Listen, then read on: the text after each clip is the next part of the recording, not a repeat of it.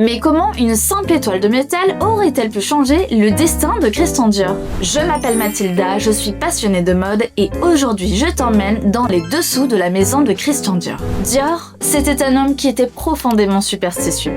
Il croyait aux coïncidences et aux signes du destin. Pendant la Deuxième Guerre mondiale, Christian Dior travailla chez Lucien Lelong, l'un des plus grands couturiers des années 30 et 40, aux côtés de Pierre Balmain, qui lui également deviendra l'une des figures majeures de la mode de l'après-guerre. Mais c'est en 1946 que Christian Dior hésita encore à lancer sa propre maison. C'est pour lui une période remplie d'interrogations entre ambition et sécurité. Mais un jour en 1946, à Paris, au rue Faubourg Saint-Honoré, il trébucha sur un petit objet métallique. Une petite étoile, probablement détachée de la roue d'un fiacre. Pour la plupart des passants, ce n'était juste rien. Pour Christian Dior, c'était un signe. Il la ramassa et l'emmena avec lui. Résultat des courses, quelques mois après cet incident, Christian Dior fonda sa propre maison. Et c'est en 1947 qu'il présentera sa première collection dans cette pièce-là, qui est la plus connue et qui sera surnommée le New Look.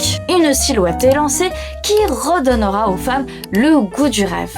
Concernant l'étoile, on la retrouvera dans les bijoux, notamment dans les créations de Victoire Castellane. Bien sûr, après le décès de Christian Dior, l'étoile continuera vers son bout de chemin au sein de la maison.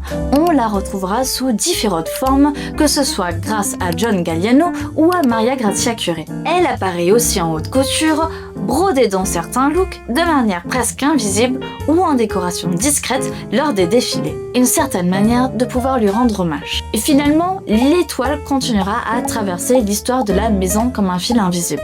D'ailleurs, si vous ne l'avez pas remarqué, lorsque vous vous rendez chez Dior et que vous achetez un produit, vous repartirez également avec votre étoile attachée à votre sac. C'est sa manière à lui de vous porter chance au cours de votre vie. Au final, ce que nous pouvons retenir, c'est qu'un détail aussi insignifiant soit-il peut donner naissance à un véritable empire.